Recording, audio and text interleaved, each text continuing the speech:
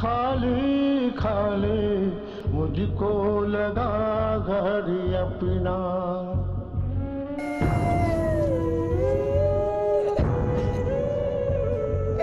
काली रात को जागे उठा मैं, देखा ये मैंने सपना।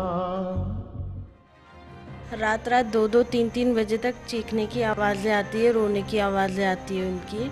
और बाथरूम भी बिल्कुल साफ़ नहीं रहता है। उनको खाना भी 3 टाइम नहीं मिलता है, आई थिंक 1 टाइम भी नहीं मिलता है। हर वक्त वो रोते ही रहते हैं बस। और पढ़ते हाँ, मैडम पढ़ते लाए। यहाँ ताला लगा देते हैं मैडम। हाँ, फिर बाहर निकलने का भी मन किया तो क्या करते हैं आप? लाला भैया कुछ लाला भैया को ताला दे देते हैं।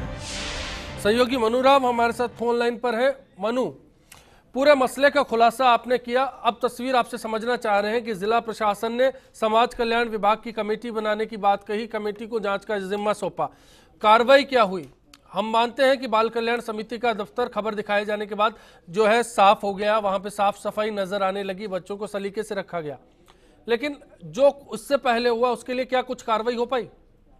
जी अश्विनी जी, मैं आपको बता देना चाहूंगा कि सामाजिक न्याय अधिकारिता विभाग की टीम को कलेक्टर ने निर्देश दिए थे कि तुरंत कार्रवाई करें। इस पर 3 सदस्यीय टीम वहां पहुंची और काफी सारी अनियमितताएं पाई और उस पर जो जांच जिसको दी गई है वो जिला बाल कल्याण समिति है। मैं आपको बता दूं कि जिला बाल कल्याण समिति की कार्यकारी अध्यक्ष तो ये खुद संचालिका है, तो इसमें किस तरह से होगा, क्योंकि ये खुद अपराधी है और इसके पास जांच सौंपी गई है। जी, तो ऐसे में जांच पर सवाल खड़े होते हैं, जांच सही तरीके से हो पाएगी कि नहीं हो पाएगी?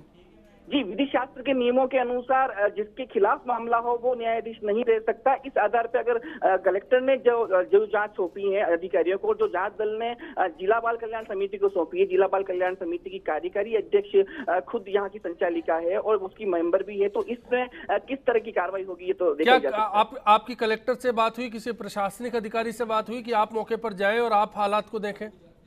जी बिल्कुल, गए वहां पर, मैं खुद उनके अधिकारियों के साथ गया। उसके बाद में जो अनियमितताएं पाई, अनियमितताएं उन्होंने नोट की और वो सीधा का सीधा जिला बाल कल्याण समिति को दे दी गई, CWC को दे दी गई। तो इसमें CWC की कार्यकारी अध्यक्ष तो खुद मनु सेवा संस्थान की संचालिका है, तो ऐसे में किस तरह से कार्रवाई हो पाएगी? चलिए, बहुत बहुत शुक्रिया आपका। एक दर्शक भी है, सुशील जी हमारे साथ जयपुर से है। बताइए सुशील जी, आपकी क्या राय है?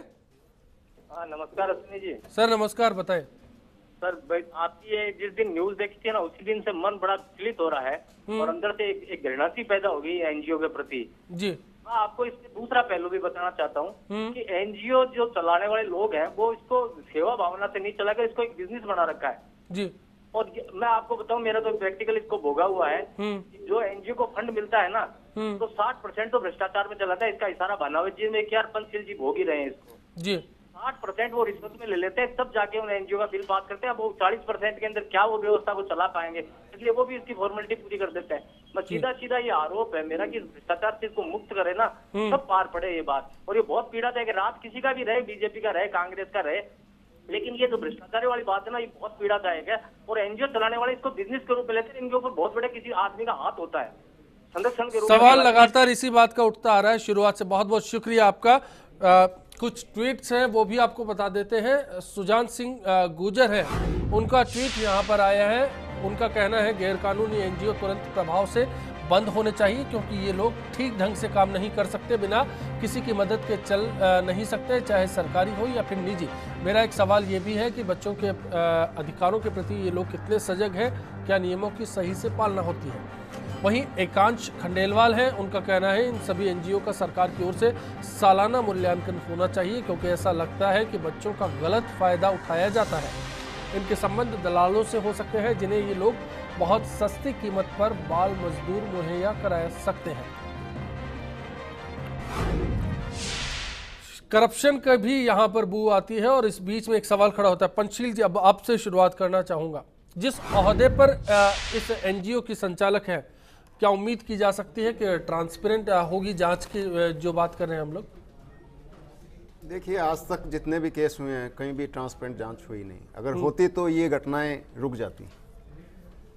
मुश्किल यही आती है कि कहीं ना कहीं कोई अपने सोर्सेज, अपने बड़े रसूख से बच निकलते हैं। जी, मैंने आपको बताया कि नियम इतने कड़े हैं, अगर वो नियमों को के ऊपर कार्य हो, अगर वो उसको मॉनिटरिंग की जाए तो ऐसी घटनाएं नहीं हो सकती, ऐसी संस्थाएं चल भी नहीं सकती जी, लेकिन ऐसा नहीं होता है।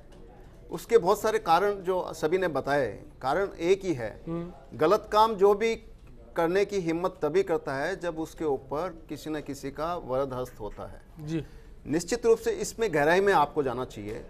और मैं सोच रहा हूँ कि एनजीओ बदनाम हो रहे हैं। मैं कई बार सोचता हूँ कि मैं सेवा के लिए कर रहा हूँ काम, प्योरली सेवा के लिए कर रहा हूँ। मेरे पिताजी ने पूरे जीवन समाज सेवा की, इसीलिए मैं ये काम कर रहा हूँ, लेकिन मेरे को भी बदनामी से डर लगता है।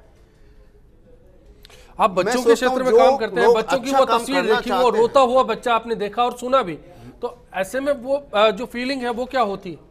मैं तो सोच ही नहीं सकता बच्चों के साथ इस तरह का व्यवहार। छोटे बच्चे जिनका कोई नहीं है, अनाथ बच्चे ये शेल्टर होम में रहते हैं और उनके साथ ऐसा व्यवहार मैं सोच चलिए, नहीं मैं सकता। क्या शर्तें होती हैं और क्या किन शर्तों पर दरअसल बच्चों के लिए एनजीओ बनाए जाते हैं उस पर भी बात करूंगा। दो दर्शक और जुड़े हैं, राजेंद्र जैन साहब हैं अजमेर से और खालिद कुरैशी साहब बीकानेर से हमारे साथ हैं। राजेंद्र जैन साहब, आपकी क्या राय है? मैं सर नमस्कार साहब आप सबको। जी सर, बताएं।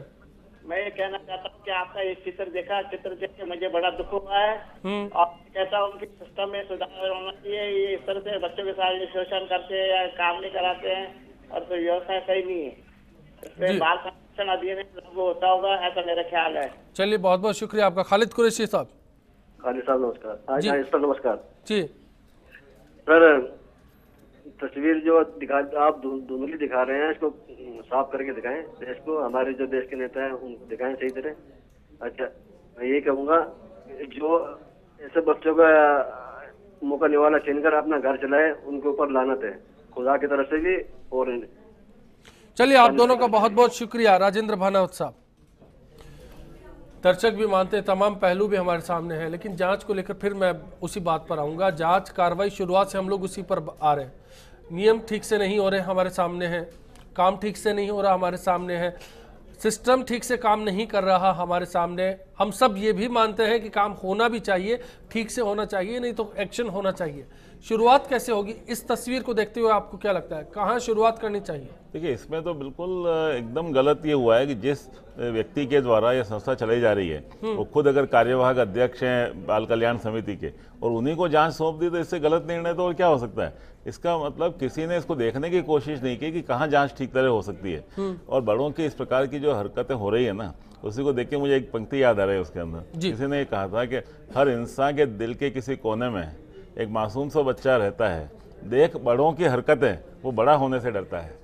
तो कुछ इस प्रकार की हालत नजर आ रही है मुझे। तो जो बड़े लोग हैं, बड़े मतलब उम्र में बड़े हैं, वैसे दिल से तो बड़े नहीं, ये लग रहा है साफ, लेकिन वो इस प्रकार के अगर कर सकते हैं कि जो व्यक्ति उनका अध्यक्ष है उसी को आप सौंप रहे हैं।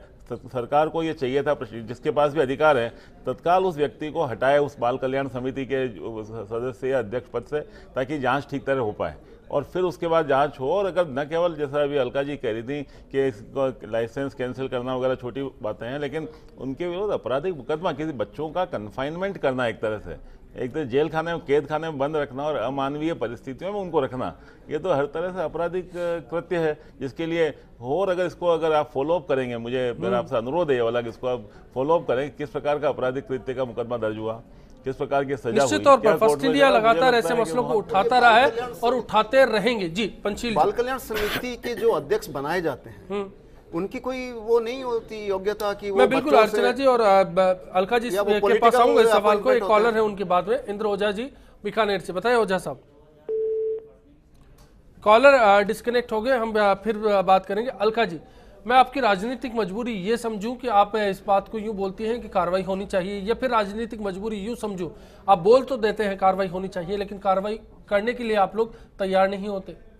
नहीं अश्विनी जी, राजनीतिक मजबूरी कुछ भी नहीं है। राजनीतिक मजबूरी एक राजनीतिज्ञ होने से पहले मैं एक महिला हूं और मां हूं जी। तो बच्चों के बारे में इस तरह की कोई भी बात मेरी तरफ से स्वीकार करने योग्य नहीं हो सकती।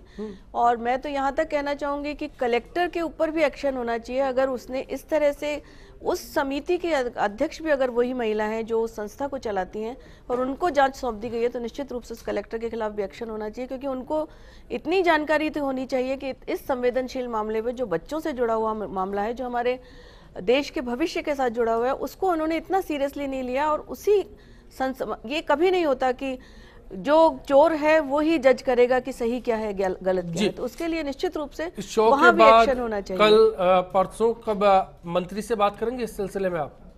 मैं आज ही जाकर मंत्री जी से बात करूंगी। जी। अर्चना जी, क्या उम्मीद की जानी चाहिए? देखिए अमिताभ जी, बात तो बिल्कुल सही है और मैंने जो कहा उसको पुष्टता भी मिल गया। मैंने कहा था या तो रिश्तेदार या खुद ही वो लोग इसके संचालक बन जाते हैं, तो ये तो बात यहाँ स्पष्ट हुई। लेकिन समस्या ये है कि अब मैं इसमें राजनीति इसलिए लानी मुझे पड़ेगी कि जिस सरकार ने 2 वर्षों में अभी तक उस बोर्ड का ही गठन नहीं किया जिसकी मॉनिटरिंग को सुनिश्चित करता, आज बाल संरक्षण आयोग का कोई अध्यक्ष नहीं है। माननीय न्यायालय ने सरकार से कहा कि आप अक्षम हैं तो हम नियुक्ति दे देते हैं। तो इतना संवेदनशील मामला, इन बच्चों को न्याय दिलाने के लिए इस आयोग का कॉन्स्टिट्यूशनल बॉडी का गठन अब तक हो जाना चाहिए था प्राथमिकता के साथ। तो इसे आप समझ जाइए सरकार की प्रायोरिटीज़ क्या है। उनकी प्रायोरिटी में यदि बच्चों का संरक्षण, महिला का संरक्षण होता, तो निश्चित रूप से बाल संरक्षण आयोग और महिला आयोग के अध्यक्षों को नियुक्त करके और साथ ही साथ पूरे बोर्ड का गठन कर देते। लेकिन समस्या ये कि आप देवस्थान विभाग के अध्यक्ष को तो बना देते हैं क्योंकि उनको आपको चुनाव में मदद करने के लिए या किसी और काम से कारण उपकृत करना या किसी और व्यक्ति को जो राजनीतिक रसूख रखता है उसके लिए 20 सूत्री कार्यक्रम का अध्यक्ष भी घोषित करते। लेकिन वो तबका जो गुहार लगाता है, सामाजिक शोषण का सबसे ज्यादा शिकार है, उसके प्रति आपकी संवेदनशीलता नहीं है। तो मैं अलका जी से कहूंगी कि वो विधायक अलका जी को इस बारे में जवाब दूंगा, लेकिन सवाल ये भी है, मैंने शुरुआत में भी जिक्र किया, 2 उदाहरण भी सामने रखे। ऐसा नहीं है कि इस बार ऐसा हो रहा है, पहली मर्तबा ऐसा हो रहा है। ये एक सिलसिला बन चुका है और राजनीति हमेशा इसको दरकिनार करती आई है या फिर 2m दर्जे पर रखती आई है इस सवाल को।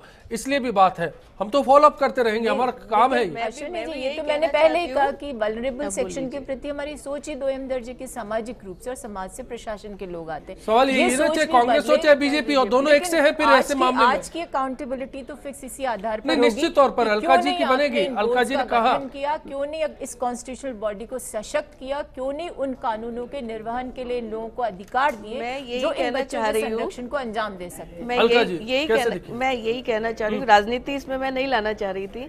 कांग्रेस के समय में भी 3 साल बाद इन आयोगों का गठन हुआ था।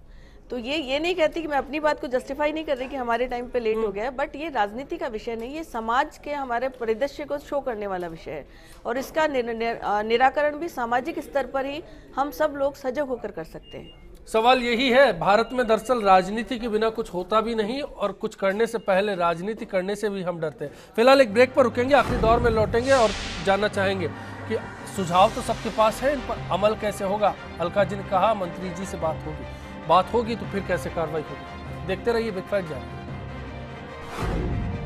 संरक्षण के नाम पर जितने भी NGO चल रही हैं वो केवल दिखावे के लिए हैं। संरक्षण के नाम पर कोई ऐसा कुछ खास कार्य नहीं करती हैं और ये सरकारी मदद को उठाने के तरीके हैं और इनके सरकार द्वारा नियमित जांच होनी चाहिए और उनके कार्य को देखरेख होनी चाहिए। उनके द्वारा उठाए गए पैसे की अभी ऑडिट होना चाहिए कि इन्होंने पैसे को किस तरीके से काम में लिया है। झूठे बिल बनाती हैं, कोई काम नहीं करती हैं, सिर्फ पैसा उठाती हैं, पैसा उठाने के लिए काम करती हैं। इनकी अधिकारियों से, कर्मचारियों सबसे मिली भगत है, उनको कमीशन देती हैं, लेकिन जनता के लिए कोई काम नहीं करती, सिर्फ कागजों में ही दिखावा करते हैं। अखबारों में घर बैठ के विज्ञप्ति बनवा के अखबारों में झूठी अपनी बड़ाई छपवा लेते हैं। खाली खाली मुझको लगा घर अपना,